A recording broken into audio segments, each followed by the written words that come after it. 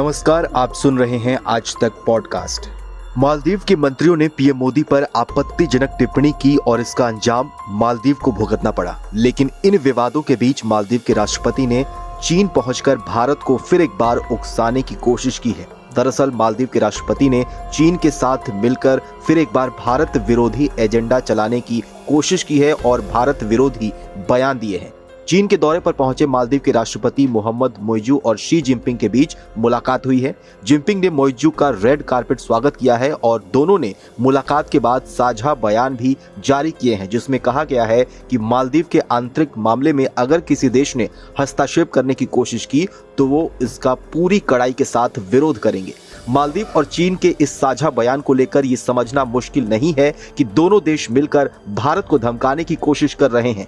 मालदीव के राष्ट्रपति मोहम्मद मोइजू और चीन के राष्ट्रपति शी जिनपिंग के बीच मुलाकात के बाद जारी बयान में यह भी कहा गया है कि मालदीव अपने देश में चीन विरोधी गतिविधियों को नहीं होने देगा। साथ ही मालदीव एक चीन नीति का पालन करेगा, यानी मालदीव अब चीन के जाल में पूरी तरह से फंस चुका है। चीन ने पर्यटन के क्षेत्र में मालदीव की मदद करने का वादा किया है, जिसको लेकर भारत के साथ उसका तनाव अपने चरम पर है। दोनों देशों के साझा बयान से अब ये बात साफ हो गई है कि मालदीव की सरकार जिनपिंग के इशारे पर चल रही है और चीन के इशारे पर ही मालदीव भारत विरोधी बयान दे रहा है। चीन और मालदीव ने यह भी कहा है कि दोनों देश अपने आपसी सहयोग के स्तर और गुणवत्ता को और बढ़ाने पर सहमत हैं। डिजिटल अर्थव्यवस्था जैसी क्षेत्रों में सहयोग को मजबूत करने पर काम होगा, जिससे परस्पर लाभ और साझा विकास हो। इसके बाद दोनों देशों ने पर्यटन सहयोग सहित 20 अहम समझौतों पर हस्ताक्षर किए हैं। चीनी राष्ट्रपति ने मालदीव के राष्ट्रपति और उनकी पत्नी के सम्मान में राजकीय भोज का भी आयोजन किया है। चीन और मालदीव के बयानों और मौजूदा हालातों को लेकर ये समझा जा सकता है कि चीन मालदीव का भरपूर फायदा उठाने में लगा हुआ है।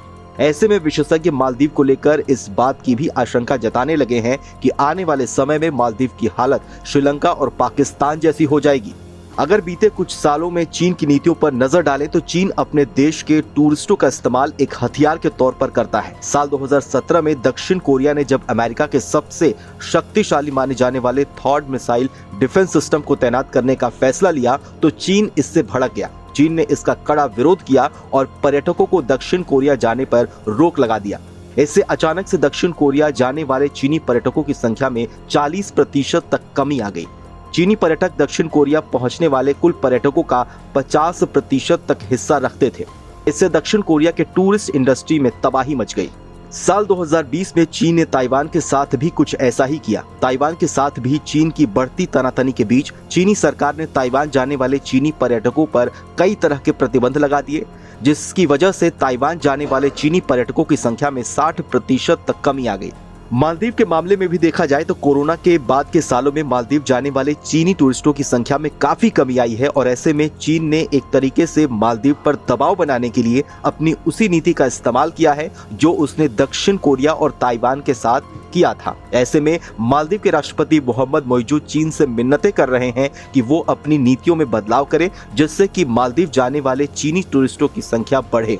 ऐसे में चीन ने मालदीव के मौजूदा राष्ट्रपति मोहम्मद मोइजू को अपना मोहरा बनाया है और मालदीव ने चीन के इशारे पर ही इंडिया आउट जैसे कैंपेन की शुरुआत की, जिसमें सबसे पहले मालदीव में मौजूद भारतीय सैनिकों को वापस भेजने की मांग उठाई गई थी।